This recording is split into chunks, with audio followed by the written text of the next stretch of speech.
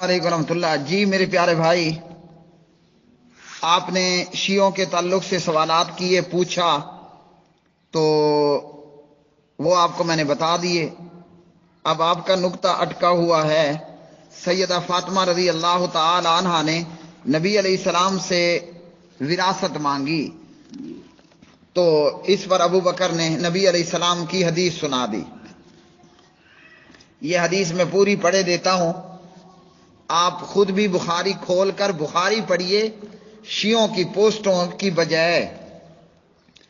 اس حدیث کا نمبر ہے صحیح بخاری میں 4241 4240 4240 4241 نمبر کی یہ روایت ہے۔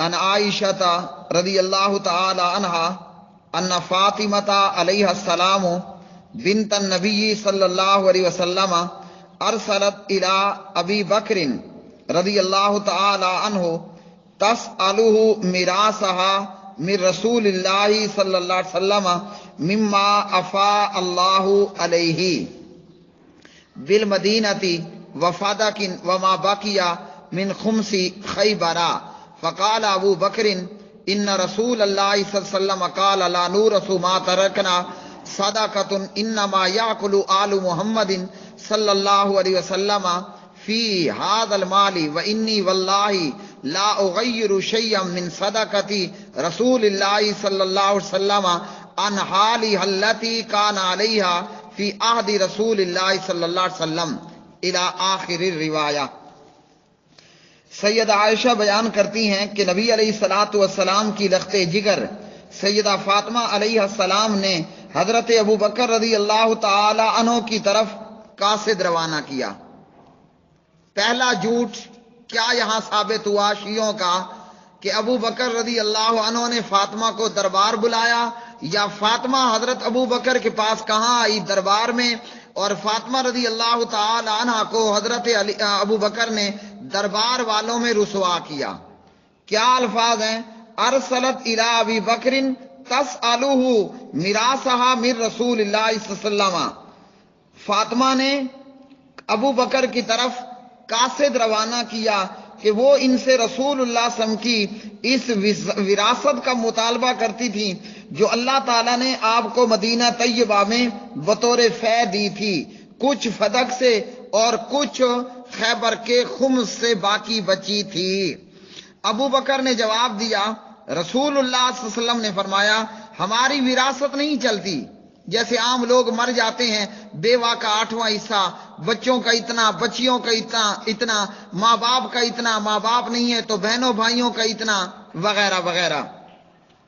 فرمایا ہماری وراثت نہیں چلتی، ہم جو کچھ چھوڑ کر جائیں، پیغمبر جو کچھ چھوڑ کر جائیں وہ صدقہ ہے، البتہ آل محمد صلی اللہ علیہ وسلم اس مال فے میں سے کھا پی سکتی ہے۔ اللہ کی قسم، میں ابو بکر کہتے ہیں میں رسول اللہ صلی اللہ علیہ وسلم کے صدقات میں کچھ بھی تبدیلی نہیں کروں گا، وہ اسی حالت میں رہیں گے جس حالت پر رسول اللہ صلی اللہ علیہ وسلم کے عہد مبارک میں تھے، اور میں ان میں وہی عمل کروں گا جو رسول اللہ صلی اللہ علیہ وسلم نے کیا تھا۔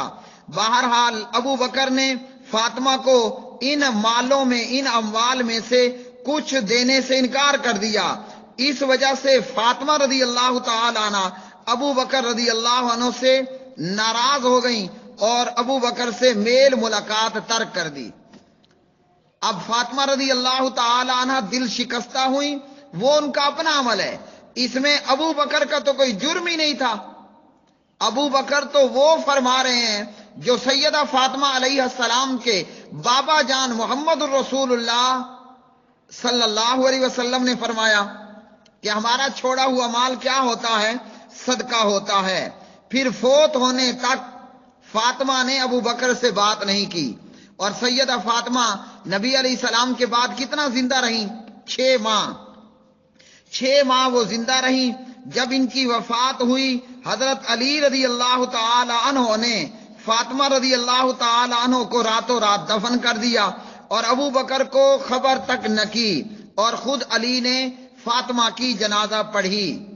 تو میرے پیارے بھائی، اس میں بھی حضرت ابو بکر کا کوئی دوش نہیں ہے. علی نے خبر نہیں دی، جنازہ خود پڑھا دیا. اب اس میں ابو بکر کی شان میں کوئی کمی نہیں آئی. سیدہ فاطمہ رضی اللہ تعالی عنہ کی حیات طیبہ میں تو حضرت علی کی وجاہت لوگوں میں رہی. جب سیدہ فاطمہ کا انتقال ہو گیا، حضرت علی نے لوگوں کی توجہ کو بدلا ہوا پایا. چنانچہ حضرت علی نے حضرت ابو بکر سے مصالحت کی. کیا کیا؟ مصالحت کی. اور حضرت علی نے ابو بکر کی بیعت کا پروگرام بنایا. تو اگر حضرت علی اور حضرت ابو بکر آپس میں دشمن ہوتے، مجھے بتائیے، علی شیر خدا، علی علیہ السلام کیا ابو بکر سے مصالحت کرتے؟ اور کیا علی اپنے دشمن کی بیعت کرنے کا پروگرام بناتے؟ کیونکہ علی نے 6 ماہ تک بیعت نہیں کی تھی. علی نے ابو بکر کو پیغام بھیجا، ہمارے پاس تشریف لائیں اور آپ کے ساتھ اور کوئی بندہ نہ آئے. فارسل الی ابی بکر ان ائتنا ولا یاتنا احد معک. وہ حضرت عمر علی رضی اللہ عنہ عمر کی حاضری کو نامناسب خیال کرتے تھے. عمر رضی اللہ عنہ نے فرمایا، اللہ کی قسم ابو بکر آپ اکیلے ان کے پاس نہ جائیں. لیکن ابو بکر نے فرمایا، مجھے ان سے امید نہیں کہ میرے ساتھ کوئی بدسلوکی کریں گے. یعنی حضرت ابو بکر کو یہ پورا گمان ہے کہ علی میرا دوست ہے، میرا مومن بھائی ہے، میرے ساتھ برا نہیں کرے گا. اور ابو بکر کہتے ہیں، اللہ کی قسم میں تو ضرور علی کے پاس جاؤں گا.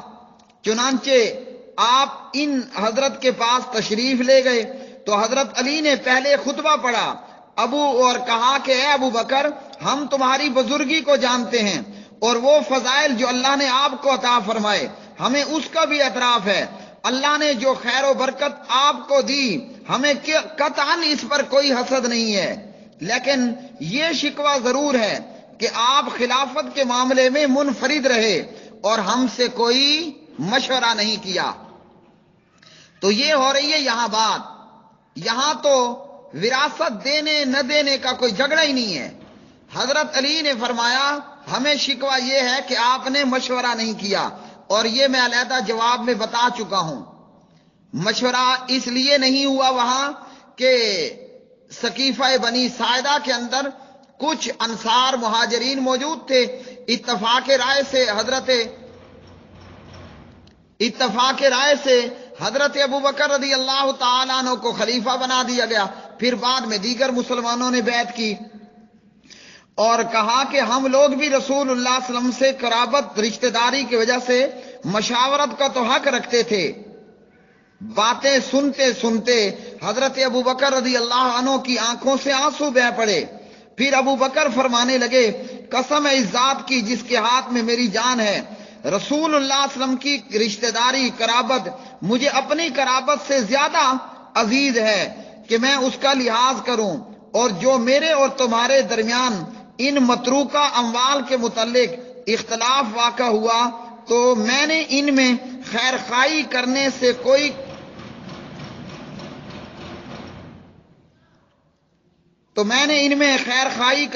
کوئی کوتاہی نہیں کی اور میں نے وہی طریقہ اختیار کیا جو رسول اللہ صلی اللہ علیہ وسلم کو کرتے دیکھا تھا. اس کے بعد حضرت علی رضی اللہ تعالی عنہ نے ابو بکر سے کہا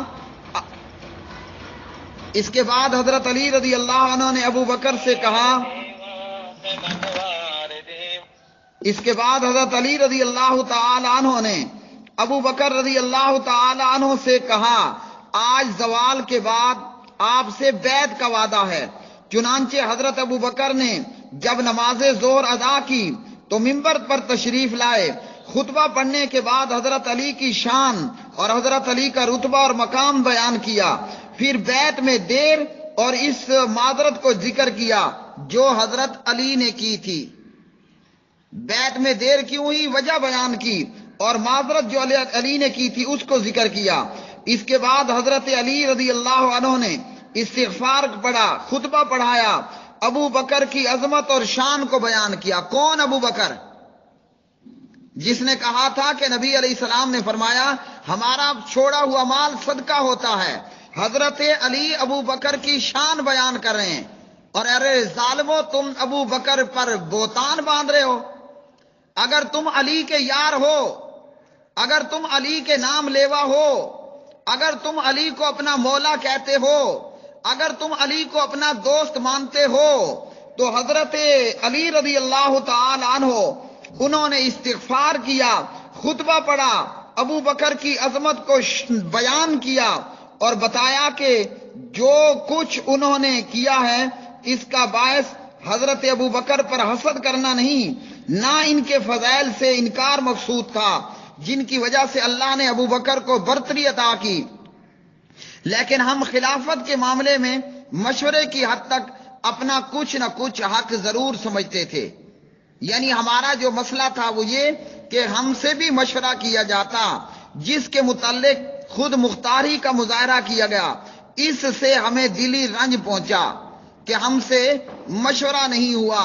حضرت علی کے اس بیان پر تمام مسلمان خوش ہوئے اور کہنے لگے کہ اے علی تم نے درست کہا، اور جب حضرت علی نے امر معروف کی طرف رجوع کیا تو تمام مسلمان علی کے قریب ہو گئے۔ تو حضرت علی کیا کہہ رہے ہیں؟ حضرت علی رضی اللہ تعالی عنہ ابو بکر کی شان بیان کر رہے ہیں اور ابو بکر کی عظمت بیان کر رہے ہیں۔